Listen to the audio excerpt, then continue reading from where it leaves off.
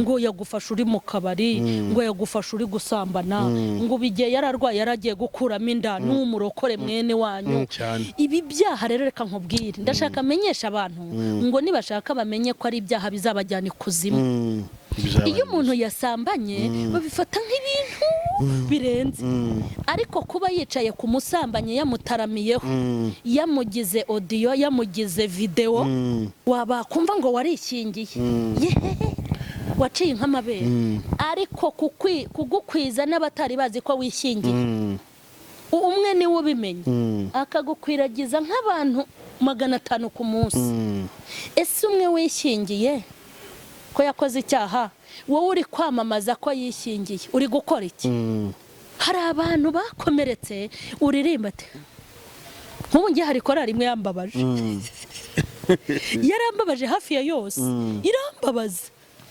naho baririmba gute ntago nafashwe byo naba nkoze icyaha mbeye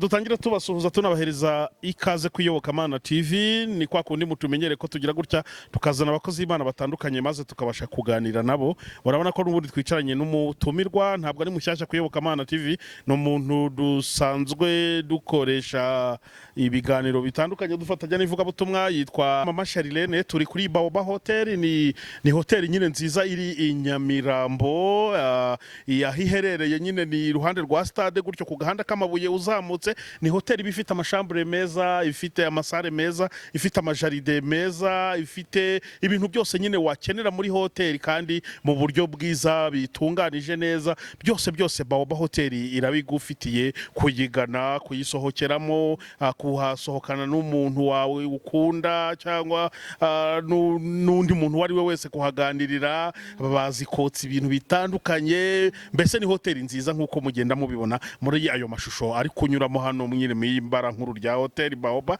ni ibintu byiza cyane rero kuhasura Imana ibaha umugisha kandi ihereza n'umugisha abanyiraho bemeye yuko iyoboka Mana tuhafatira ibiganiro bagashyigikira ivuga butumwa muri ubwo buryo Imana nabibaha umugisha cyane Mama Charlene mwaramutse neza amakuru urashima Imana ari nkwise mukamana sorry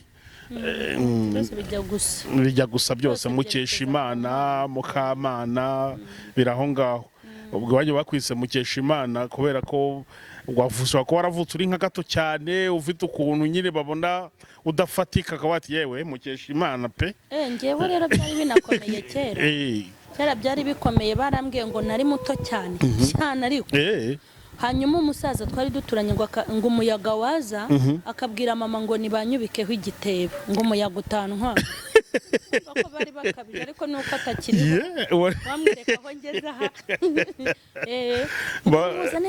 ngo igitebo mumwubikeho umuyaga utamutwara inkomoko y'izina mukesha Imana ntabwo mbizi nimba ariho ryaturutse sinabajije mama ko biri kose ni izina ry'amateka ni izina ry'amateka yes Mama Charlene umeze neza meze neza cyane twari tukubuze kuyoboka Mana TV ariko ndahari wari wibereye kwa Mama Charlene official gukora mu rugo rw'umuntu w'umugabo rega buri kanya nabyo si byiza 2-3 mu rugo rw'umugabo se ni bya bindi ugomba kujya wikupaho gacyo kazuje kubasura niko bimeze urakoze cyane kudusura ukaba uvuye kuri Mama Charlene official ukaza no kuyoboka Mana kutureba byita kuturemera nuko turemera kuko ubu ngubu kongera kukubona ntabwo byoroshye ariko ubwo nyine iyo mvuga Mama Charlene official ni umwanya mwiza wo kugira ngo abatarayisura batarakora subscribe bajyeho bayikurikirane maze babashe kubonaho ibiganiro byinshi vuga butumwa ritandukanye ijambo ry'Imana episode z'ubusirikari ziragenda zijyaho uko bwije nuko bukeye ni ibintu byiza cyane rero nyine kugira ngo bugende muyisura Mama Charlene ndashaka ko uyu munsi turi buze kuvuga hari ibyaha abantu bita ngo ni ibyaha ngo byabarokore ibyaha by'abarokore ugasanga abantu basa n'ababyejeje, ugasanga umuntu abayeho mu buzima bwa gikristo, nta gasambana, nta inzoga, hari ibyaha adakora biri abantu bavuga ngo ni ibyaha bikomeye wenda kuko cyangwa biri public bigaragarira buri muntu wese, ariko ugasanga hari ibyo bita nk'ibyaha ndi umuntu yabyita by'inyongobiza bugingo byokamye abitwa kari abarokore. Nicyo kintu nshaka turi buze kuvugana, wenda duhugura abantu yuko burya nabyo imbere y'Imana aba ari ibyaha. Yego. Ndagusubiza maze gusoma ijambo ry'Imana. Nehemiya ibice 5 murongo wa mbere, titre ivuga ngo abantu bitotombera uburetwa bw'abayuda. Ngo bukeye rubanda rw'abayuda n'abagore babo baritotomba cyane, barega bene wabo b'abayuda. Bene wabo b'abayuda. Ibyo bintu urabimbwiye bita mbisanisha n'amagambo Imana yigeze imbwira y'ubutumwa mfite, bisa n'ibyo uvuze ngo rubanda rw'abayuda ngo baritotomba, ngo bari kwitotombera uburetwa bwa bene wabo b'abayuda. Bene wabo. Icyo kintu uvuze kirakomeye kandi ikintu kimbabaza nuko abantu batabizi, ntago babizi ko ari ibyaha bakora. N'utuntu batugize utuntu tworoshye, niyo ari kwihana muri wa mwanya ujya ubaho kwihana. Imana imbabarira amagambo byari barabyihana cyane. Ntushobora kumva umusambanyi yihana ngo Imana imbabarire gusambana. Ntushobora kumva umuntu ngo Imana imbabarire narasomanye nagiye mu bapfumu, hari umuntu nafungishije, reka da. Ni ibyo ni ibintu bikomeye, babigize ibintu bikomeye barabitsima. Ariko iyo bari kutwihana wagira ngo nagakorase baba bari guterera Imana, babikora bishimye, ubona ntacyo bitwara, utuntu tworoshye. Imana imbabarire amagambo, Imana imbaye kutababarira, Imana imbaye kubara inkuru ntahagazeho, Imana imbabarire guteranya, Imana imbaye umujinya n'uburakari. Mbese atuvuga ari fiyeri. Yego. Kandi kikwereka ko aba ari fiyeri ni nacyo gisobanuye ko nta gaciro abiha. Yego. Kuko abivuga ntacyo bitwaye, kuko ashobora kwihana ngo Imana imbabarire irari wenda abaye umuntu w'umugabo ubusambanyi akabureka, ariko kumva ko karoroshye. Ariko ndashaka kubabwira ngo utwo tuntu babitse, ibaze iryo jambo ryitwa ngo inyongobeza bugingo. Urumva two ntiduhekenye, ni miru. Ni nko gufata ubugari mu isosi nziza miru. Nukuvuga ngo ni ibyaha bimira ubugingo bidahekenye. Yego na biro bidahekenye. Ni ikikwereka ko rero ari byo bibi. Noneho iri jambo dusomye ngo abantu binubira uburetwa bwa bene wabo b'abayuda. Nkubwire ukuntu ibi byaha uvuze bagira ibyoroshye bikomeye, ni ibyaha bakora. Reka nkubwire, nimba hari amasengesho yajyaga akunda kumbamo, najyaga mbwira Imana ngo mbabarira umpe imbaraga kubera bene wacu abo dusengana, abo bakirisitu, kubera intambara zabo. Uzi ko bo mu buzima twabayemo dukizwa, nta sinzi wigeze ambangamira, nta muturanyi nk'urumogi wigeze umbangamira, nta mupagani utagera mu rusengero wigeze umbangamira. Ariko mu bibazo byo gushyamirana n'intambara tubamo ni bene wacu. Yego, niko bimeze. Uri kumva? Yego. Nibo batuma umuntu yicara akavuga ngo naziraga iki gukizwa cyane. Nibo batuma umuntu yicara akavuga ngo mbese burya mu bakirisitu ni ukuhamera. Yego. Nibo batuma umuntu avuga ngo korari nyivuyemo nkibera mu kabari nari mfite amahoro, mu bagaturika ho n'abasengeraga nta wigeza nzonga, aha naha bakaharondora kuko ubona bagenda bavuga ngo barakijijwe ariko baragiye baturuka mu madini atandukanye. Yego. Ugasanga umuntu yari yifitiye amahoro, ntazinjajwe, nta njajwete, abantu bafite indimi ndende ntiyabamenyereye. Ariko umunsi yitwa ngo arabatijwe arakijijwe nibo bamwakiriye. Kandi ugahera ugasanga ni mu nzego zose z'amazima. Ninde wagutaranze, ninde wakuvuze nabi, ninde wagutangiye raporo ngo yagufasha uri mu kabari, ngo yagufasha uri gusambana, ngo bigiye yararwaye yaragiye gukuramo inda n'umurokore mwene wanyu. Ibi byaha rero reka nkubwire, ndashaka amenyesha abantu ngo nibashaka bamenye ko ari ibyaha bizabajyana ikuzimu.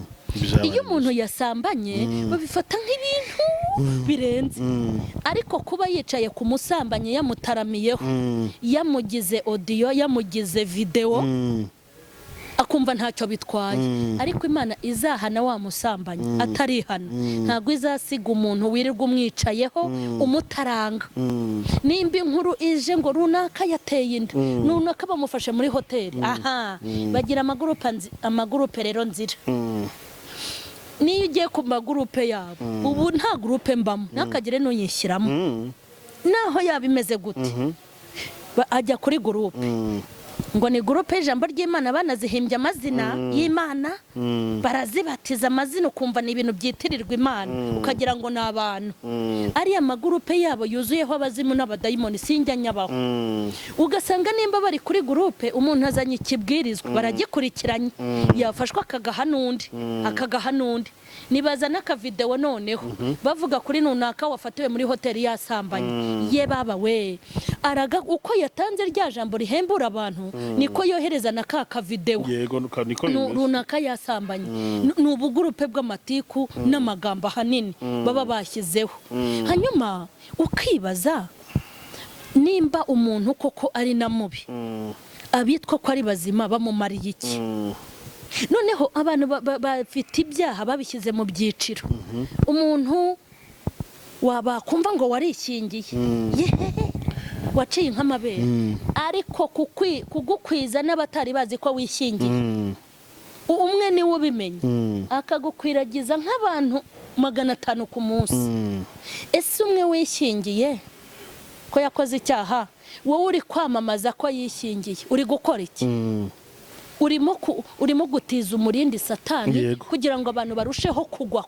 yego wa wundi wishingiye rero nadakizwa wa muntu wafashije abantu kumwamamaza ko yishingiye akabivuza uko biri kose bafite dosiye imwe nta cyaha kinini nta n'icyaha gito ugasanga umuntu abaho ngo ni umukirisitu ibintu byose arabyuzuza mu kabari ntajyayo mu busambanyi ntajyayo ariko akaba umuntu wirirwa ubara inkuru atahagaze yakata ku kabari yabona umuntu yiyicaraniye n'umukobwa bari kwinywera fanta kuko kuba wakicarana n'umukobwa uri umusore cyangwa kwicarana n'umugabo uri umugore ibintu abantu bapanga ni byinshi yarangiza akabara atibitse ati diyako uzi namubonye mu kabari ari kunywa inzoga kwicara mu kabari no kunywa inzoga bihuriye nimba yarari no kunywa biranamureba urajya kumutangira raporo gute nibura se genda pfukame nimba umubonye mu byaha umusengero umukureyo yego abo rero uri kuvuga ni nabo batuma abantu birwanirira ni nabo batuma abantu bagwa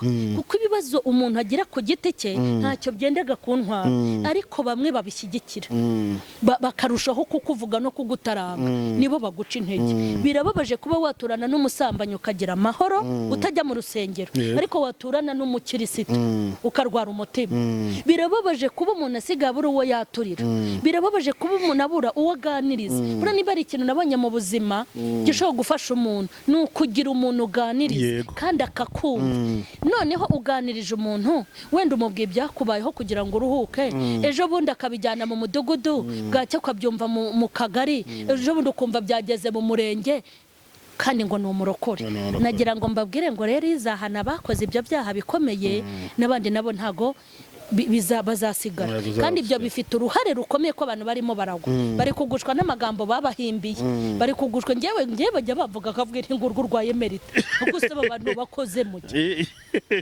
uzi ko umuntu akugereka ko iki dosiye yarangiza wakicara mu rusengero ukabona yafashe intuza ari kwantona ari kwantona muri korali nta kibazo kandi yaguteranyije yaragusebeje kuko nibyo umuntu avuga ukumva mubaza ngo nyereka video na audio ntabibone hari ibyo yayoye mu cyuka biriya bintu bizabajyana ikuzimu kandi abantu benshi nta bugingo bafite ku bwa biriya bintu ariko mama Charlene hari ikintu abantu benshi bakunda kwibaza ni ukubera iki nk'ibyo wavugaga mu bapagani mu bantu badakijijwe reka ariko tubivuga mu by'ukuri urebye ubona nta matiku nta gusebanya nta mashyari menshi ahaba kuki bavuga ngo mu kirokore niho hantu hambere haba amagambo menshi yo gusebanya yo kubeshyerana guteranya abandi amashyari n'inzangano kugambanirana kwinshi ndetse no n'icyo umuntu wenda yakwita ngo ni ukwita ku by'abandi kurusha ibyawe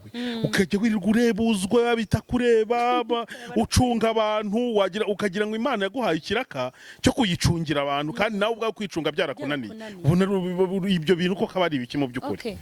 Wenda ikintu cya mbere naheraho kubera ko Satani yabonye ko twamucitse kandi ntago Shitani yajya kugusanga aho utari. Yego mfite ubutumwa bwitwa ngo intwaro yazihaye bene wacu nibo bazibitse. Shitani rero ntago atinya kwinjira mu rusengero kuko sipfe no mu rusengero no mu muntu amwinjiramo akicara. Impamvu ayo matiku n'amakimbirane n'intambara biba mu rusengero ntago Shitani yajya kurwanya abantu bo mu kabari kandi batamurwanya ubundi baraba bifitiye ari abakozi bi kuko baba bari muri ubwo bubata bw'inzoga n'ibindi. Agaba igitero mu rusengero kugira ngo ahungabanye abazima. Noneho Shitani iyo akoresheje uwo musengana akubona byihuse.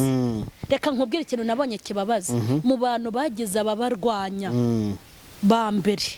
Nagize abandwanya kandi no barandetse se abantu barandwanyije kugeza ubwo bampora n'imyenda nambara. Yereka uzi umuntu kwanga akakwanga akavuga ngo imyenda uhinduranye uyivana he se biramureba sibyo byose nyine arivuze umugore yirirwa guhinduranya n'icyaha ngo mujye mucunga aha nakura imyenda ko mwarabibonye. Noneho ibaze kandi ngewe mba numva bene wacu twasenganye bankuburira bampa urushati rufite urutugu ruhereye aha ukuboko kugahera hano kukarangirira nkaha ibintu bitankwira bigenda bimanuka mu ijosi. Numvaga mbonye ubusigaye nambara karibaya ko kuri taye twafatanya kuyiha icyubahiro bati wa mama disi mama Charlene asigaye yambara. Kera ndi gatoya bavuga ngo ibintu binanura n'umushiha ntago nari nzi ko nzazira nuko ngana aho umuntu yabaye urwo hejuru agenda azunguza amabuno. Narinzi ko ahubwo bakwiye kunezezwa nuko ntakimeze nk'ihene yurira igitovu. Narinzi ko bakwiye kwishimira ko Imana yanteyeho undi mubiri ikanzahura. Rero umuntu mubana, umuntu mukorana umurimo, umuntu muririmbana, umuntu mwajyanye mu butayu gusenga, umuntu mwasenganya yitatu, Shitani yamukoresheje. Reka nkubwiye niyo atagukomerekeje arakumugaza cyangwa akakwica. Ni ibintu bitatu. Kukwica, kugukomeretsa cyangwa akakumugaza. Dufite abantu bafite ubumuga bamugajwe na bene wabo. Dufite abantu bapfuye bishwe na bene wabo. Dufite n'abakomeretse. Nuko nge Imana yankoreye ikintu gikomeye cyo kwiyomora. Njye urankomeretsa nkahita niyomora. Ariko ntabwo abantu bose ariko bazi kwiyomora. Nta nubwo abantu bose bagira imbaraga. Ukora iki se ngo wiyomore mama Charlene iyo experience ugisangize n'undi muntu ukomeretswa cyane.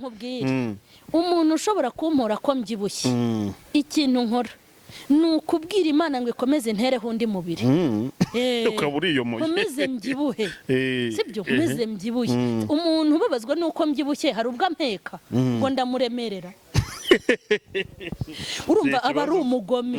Uwo rero nta mpuhwe mufitiye. Ni ukubwira Imana ngo ku biro nari ifite teraho ibindi ntazigera abona navuyeho nirobo ngo umukomeze cyangwa nkomeze nzamuke. Mbese mpita numva yuko ari ishyari riri muri hanyuma rero umuntu wajya kubabazwa nuko mpinduranye imyenda uko biri kose mbona ari ishyari. Ni ukwiyeranja nkarushaho kudodesha iyindi. Harushaho gushaka amaribaya myiza n'ibitenge byiza. Nimba none nagura gwa 80 ndusheho none mbwira Imana ngeza no mu 5 ngere no muri 300 kuko uwo ni umukozi wa Shitani si umukozi w'Imana. Ajye komeza ababari aho kugira ngo azishimire ko nabibuze, yishimire ko imbeba zabiriye, yishimire ko byacuye, ajya komeza ababari ababazwe nuko nambara kuko nta muhasi uhemutse. None se mama Charlene mu kirokore iyo umuntu akennye baramuvuga niyo akize bakavuga. Uretse ubwo bantu babashaka ntago nari nshoje. Shitani hana ashobora gufatira abanzi ni mu itorero. Nakubwiye ko atajya mu bindi bigo kuko hafite abayoboke benshi. Iyo umucitse ukaza mu itorero kugira ngo akugereho byihuse akoresha umurokore, kandi urebye abantu akoresha n'abantu bakomeye. Kuba warwanywa n'umudiyakoni waguhanaguye uvuye mu mazi ni ikibazo. Uwo mudiyakoni kugira ngo uzasigare udapfuye, uzi kugira ngo uhagurukirwe n'umudiyakoni waguhanaguye yivugisha mu ndimi, yiyuzuza imyuka, nduzi ko ari imyuka, haguhanagura yo bana bacu, intama zacu bajye gutendereza iwawe muri salo ngo bararirimba, ariko numara kugeramo aba ari we wa mbere uguhagurukira. Ni ikibazo. Dufite abantu benshi rero bagushijwe, nubwo mubona ngo abantu bari mu nsengero barimo batarimo. Hari aberuye bavamo basubira mu kabari kandi bagushijwe n'abo bene wabo. Hari abantu bakomeretse uririmba ati nk'ubu ngiye hari korari imwe yambabaje, yarambabaje hafi ya yose, irambabaza. Naho baririmba gute ntago nafashwe byo naba nkoze icyaha mbeye. Araririmba nkibuka ukuntu yanteranyije, yazamura korasi muri make nafashwa gute se undi imbere, ariko nubwo ntafashwa nabo nzafashwa n'abandi. Burya ni nayo mpamvu Imana yateguye abantu benshi bo kuyikorera, uri kumva. Ariko noneho hari uvuga ati sinzongera no kwinjira, ntago nzagaruka. Ukaba wirukanye abantu mu rusengero rw'Imana. Uza abantu birukanye abandi barahari, babirukanisha ayo mazimwe yabo, babirukanisha ayo matiku yabo, babirukanisha izo nzangano no kuba ari inkuru batagize gute batahagazeho. Ubwo rero ni ngombwa ko nyine biba mu rusengero. Shitani aba yagiye kwishakira bakuramo n'abaca intege, n'abazimya imihamagaro akoresheje abandi. Niyo mpamvu ufite ubutumwa buvuga ngo intwaro n'abacu bazifite. Haranarenga hano nagira ngo mbwire abantu nk'uko nta muntu wakwinjirira mu rugo ngo aze gusiribanga abana bawe ubirekeraho, ni nako abantu birukanye abandi bakabakura mu rusengero kubera imbuto zabo mbi, bakabasubiza mu byaha. Nta juru nabo bafite. Yego, ariko wenda dukoma urusyo maze niturangiza tuze dukome n'ingasire.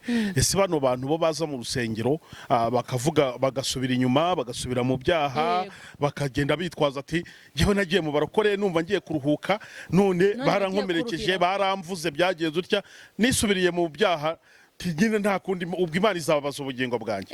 Ese bo nta kintu ntabura nta butumwa bahabwa, bo barashyitse bafitiye ubutumwa, bo nabo numva bafitiye ubutumwa. Nimba uzi ko diyakoni ataguhamagaye, ukaba uzi ko ujya guhamagarwa nta jwi rya pasiteri wumvise, ukaba uzi yuko ujya guhamagarwa nta jwi ry'uwo muririmbana ryari rihari, ukaba uzi ko wahamagawe n'Imana, ngwino ubariye urebe, kuko burya Imana nikubita umubare umuntu baramugushije nawe yemeye kugwa. Kuki se we bakugushije ukemera kugwa? Aho ngaho rero uwagushije abantu afite igihano cye, ariko niwemeye kugwa nawe afite igihano, kuko ubwo barafatanyije. Kuko kugwa yagombaga kutagwa, ntabwo yagombaga kugwa. Kuko nimba abantu bakuvuza amagambo, burangiye ni nabyo njya mbwira abantu, ni gute umuntu bamuvuga akajya kurega? Nimba uzi ko wowe ibyo bakuvuza atari byo, urarakazwa n'iki? Nimba ibyo bakuvuza ari byo, gira utyo udode, ahubwo uhirimbanire kubikosora, kuko akariho karavugwa. Ariko nimba bakubeshyeye, hagarara, kuko ntago bambeshyeye, ubihagarareho uti barambeshyera. Wambara umwambaro w'uko bakubeshyera, ntiwambara umwambaro y'uko ibyo bavuze ari ukuri. Ubwo rero umuntu wagushije abantu n'uwemeye kugwa, bose Imana izabahana kimwe. Izamubaza ubugingo bwe, yego, ariko nawe wemeye kugwa ntabwo izakureka. Ariko Mama Charlene, hari icyo wenda navuze no muri kiriya kibazo nari ntambutse mvuga, kubera iki mu kirokore cyangwa mu barokore? Iyo tuvuga barokore ntabwo tuba tuvuze bose. Mu by'ukuri harimo abakijijwe neza, abitwararika, abareba ibyabo, mbese Imana yemera, ndetse n'abantu bakemera imbuto zabo. Ariko ni ukubera iki mu kirokore usanga abarokore bacungana cyane? Ugasanga umuntu wagira ngo Imana yamuhaye akazi ko gucunga mugenzi we, namubonye hano byagenze gutya, kandi aho yamubonye nawe yaraha byagenze gutya na gutya. Mbese ugasanga wagira ngo hari umuntu wahaye akazi abandi ko gucunga abandi bantu, cyangwa Imana yakugize umurinzi w'abandi bantu. byo niki wabitubwiraho? Ikintu ushaka kubibabwiraho nuko nubwo twabatijwe mu mazi amwe ariko misiyo zatuzanye si zimwe. Yego ushobora kubatizwa bashaka kubatiza abantu 300 hakabamo abantu nka 200 shitani yohereje. Uri kumva? Ushobora kubatiza abantu 300 hakabamo abantu nka 200 shitani yiyohereje ugati mungire kuri misiyo. Niyo mpamvu abantu bakwiye kugira abantu bakwiye kwitonda kubera yuko ahantu shitana akorera bikaba byiza ni mu basenga abakoreramo bigakunda. Yego. Kandi burya rero njya mbona ari nimbura mukuru sibyo mbona nimbura mukuru kandi abo bantu wumva burya ntibanakorera Imana ntiwabona umwanya wo gukorera Imana ngo ubone n'umwanya w'ubusutu nese wabona umwanya wo kurepeta kuri gahunda ukabona umwanya wo gusenga kuri gahunda ukabona umwanya wo kubaha Imana kuri gahunda n'uwo kuba mu byawe ukabona umwanya wo kujya no mu bujajwa biragoye neka ntago bishoboka. Abantu rero uzajya wumva benshi bameze gutyo niko kazi bagira k'amagambo kandi burya atanagakoze ntago yagira amahoro kuko nawe afite uwagize gute nawe afite uwamutuma. None se koko ni ikibazo sibyo? Nk'ubu urugero kuri njye hari abagore bajyaga banyicaraho ngo narasenye noneho nkisekera gasanga ariko uriya mugore w'amasheni yanze umugabo.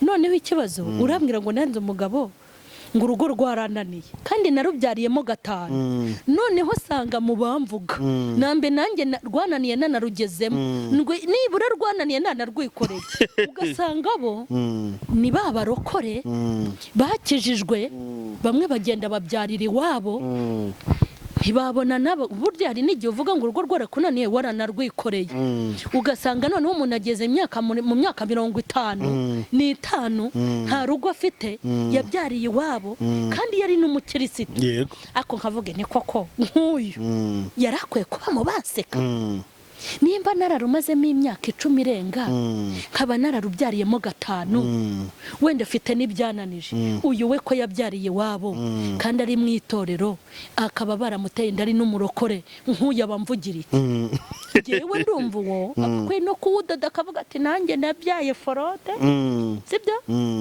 kandi ndi umuheburayo nibura agaceceko. Nibwo najyaga ntanga n'urugero nkavuga ngo ni gute umukobwa wabuze umubaza izina ajya gusekwa uw'urugo rwananiye cyangwa se ni gute umugore urugo rwananiye ajya gusemka uwagumiwe. Ubundi babana bakwiye kuba inshuti kubera iki umwe yabuze umugabo undi aramubona biranga bahuje ibibazo tu. None se niyo mpamvu mvuga ngo uwiza akabura akazi n'umushomeri kuki basekana? Uko biri kose mwese muri abashomeri nubwo nawe wize wise kutarize kuko nawe uricara nta kazi ugira. Yego bishatse kuvuga ngo burya ntibakwiye gusekana ahubwo iyo witegereje ubona ibibazo tubihuje. Nimba useka umuntu ngo ntago yabyaye wowe ko wabyaye bakaba barakunaniye mwaretse tugakundana. Nimba umusetse umuntu ngo ntiyabyaye uriya mugore idisi ntiyabyaye umugabo aramwanga hajemo intambara nibyo ntiyabyaye ariko se wowe ko wabyaye bakankura umujyi abandi bakaba indaya mwakiyunze mwakundanye siko? Uriya mugore disi kariya kagore ni akanyenzara ni agakene ntikagira ibyo karya. Nta biryo agira byo kurya ko wese ko wabibonye umwijima n'umutima n'igifu bikagukura ku mavuta ukabibura ubireba mwakundanye ariko kabisa.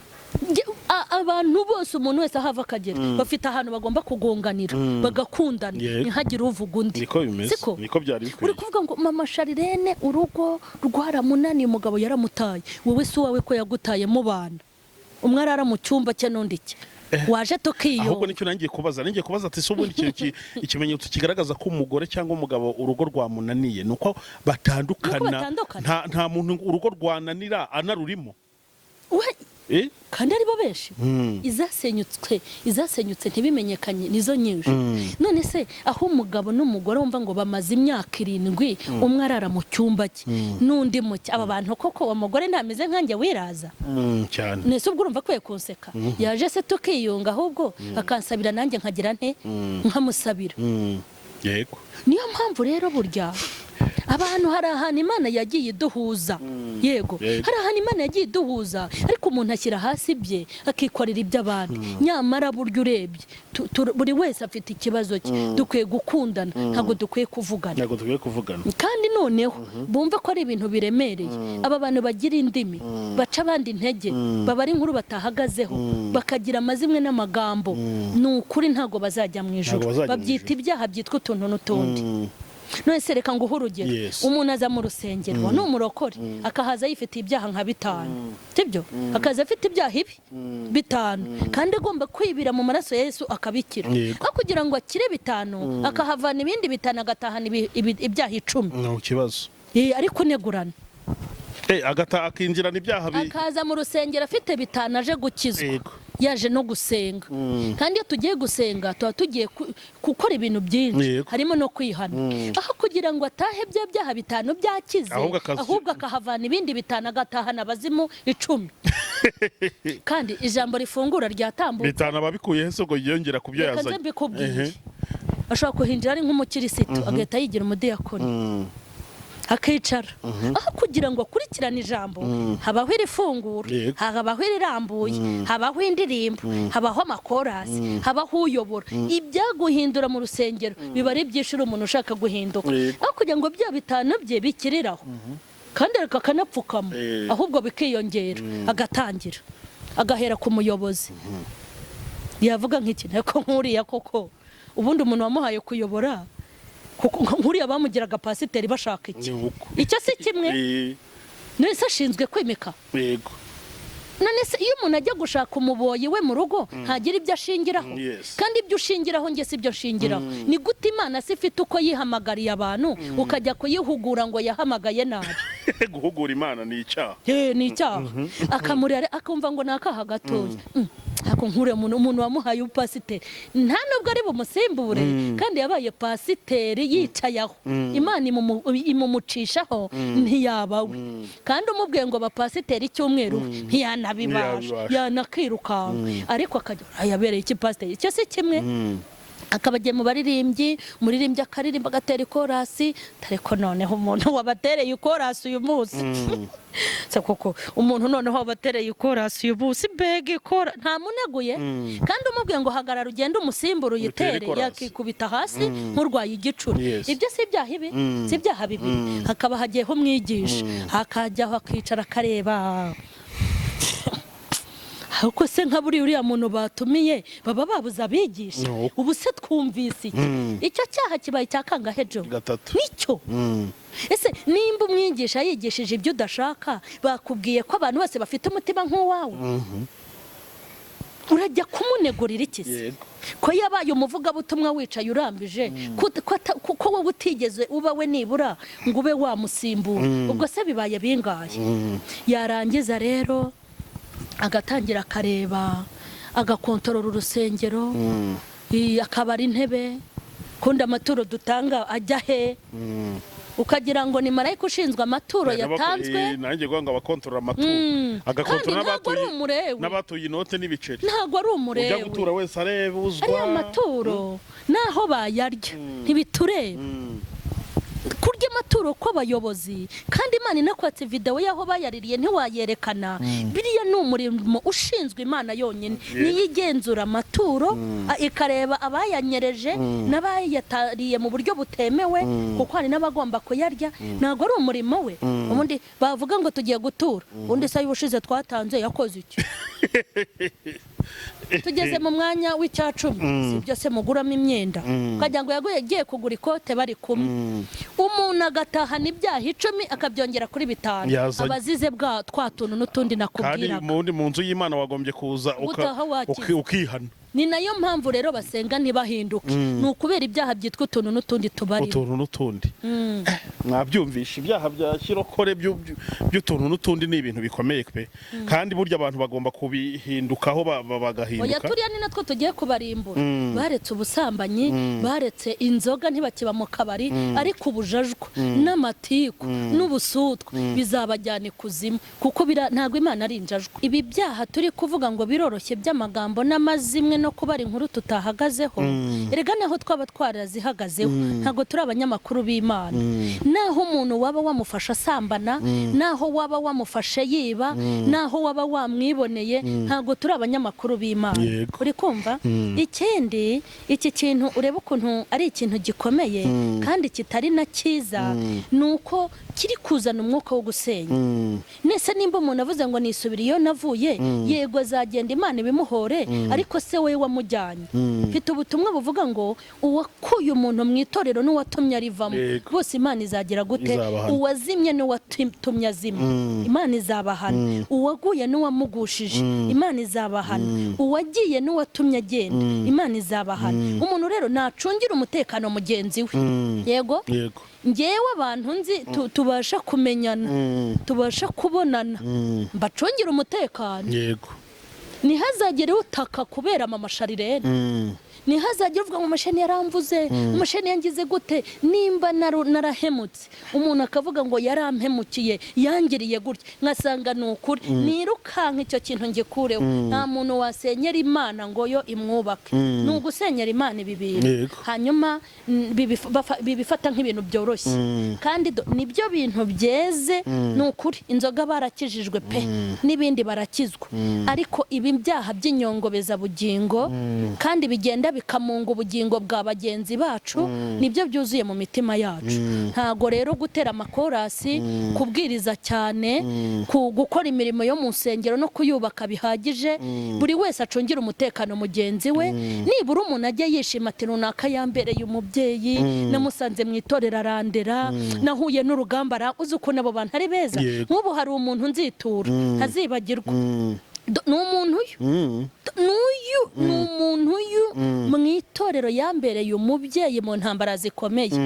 Ni umubyeyi, n'umupasiteri yambereye umubyeyi, niwe muntu watumye nanashora imizi, nguma mu itorero, nguma no ku mudugudu. Kubera iki? Nahuraga nk'ikibazo, akambwira ngo rero wihangane, humura urugamba rwawe ruzarangira, akampumuriza. Nta nubwo nari nzi ko harimo abantu beza babaho, akankomeza.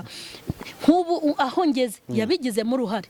Iyo bampahamura bakanteraniraho, nawe akazana igihosho akakubita, ntago nemera ko nari kuba nkihagaze. Yabaye igikoresho cyiza cy'Imana. Abantu bajye bishimira, tujye twishimira ko batugiriye neza, twishimire ko badufashije mu ntambara. Erega n'uwo musambanyi naho yasambana akeneye abamuhuguza ubugwa neza, ntago akeneye abamugira igitaramo. Uzi ko umuntu agushwa n'ubusambanyi yari afite gahunda yo kugaruka kubera amagambo y'ibibombe bamugabaho, agapfa, bakamera nk'abamubwiye ngo urapfupfuye, iby'inshuti biragoye, bakamushyingura ntazongere kweguka. Imana rero ibababarire abagize uwo mutima w'amagambo n'amazimwe n'ibindi byose byasenya ubugingo. Bafata izo ntwaro bazijugunye, bakorerwemo n'Uwiteka. Kuko hari n'ijambo rikomeye Imana yarambwiye ngo ujye ubambariza. Bananiwe ububyara, none no kubyara no kurera abo batabyaye, abo nizaniye. Kuko nk'ubu tuvuga ubutumwa, ukazumva umuntu yafashijwe n'ijambo akabatirizwa iyo, nta ruhare wabigizemo. Ugire kutagira ijambo ribyara, ugire kutagira imbuto zibyara, ugire kutagira impuguro zibyara, ugire kutagira ubuhamya bubyara. N'ab'Imana yizaniye mu bushobozi bwanyu mu rusengero, ureke kubarera. Ubundi umuntu utabyara ntarere n'abatabyaye bamaze iki? Ni ikibazo. Ushobora kutabyara ariko ukarera butabyaye, ukazareka guhemberwa abo utabyaye, ukazahemberwa ababyawe n'abandi wareze. Turerera Imana. Niko bimeze. Bakunze biyobokamana TV, mwabyumvishe, hano harimo ubutumwa bukomeye kandi n'ubwawe wowe ureba iki kiganiro. Hari abantu bakunda kureba ibiganiro ugasanga bari kubiherera ngo babwire sha ngo nibumve ngo barunaka. N'ubwawe wowe wisuzumire mwiri jambo ry'Imana, mwiri vuga butumwa, kubera ko twebwe dukora ivuga butumwa dushaka ko abantu bahinduka bagahindukira, dushaka yuko abantu bazajya mu ijuru, ibundi tukazabona iminyago tuzagomorera umwami Yesu nk'uko ijambo ryayo ribivuga. Ubu butumwa rero n'ubwawe ni wewe bureba, wowe uri kuri bakino kiganiro. Mama Charlene, reka dukuri tugushimire cyane kuba wemeye kufatikanya natwe rivuga butumwa, ukatuganiriza, ugatanga ubutumwa nyine nk'uko buri mu mutima wawe. Imana idakiranirwa ngo yibagirwe imirimo abera bayikorera, iguhereza umugisha cyane. Kandi ndakubwiza ukuri ko nutagwisari ntabwo uzabura gusarura. Ushaka nimero za Mama Charlene nuko afite shene yivuga butumwa yuzaho ijambo ry'Imana n'ibindi yitwa MAM Charlene official, ziba ziri aho ngaho hasi, ushobora kumubonaho ukamuhamagara ukamubaza icyo wumva washaka kumubaza n'ibindi byose, Imana igakomeza twese kugenda iduhana umugisha. Mwakoze gukurikira kino kiganiro kandi na MAM Charlene yakoze kwemera kutuganiriza. Imana mwese ibahereza umugisha cyane. Nakoze cyane.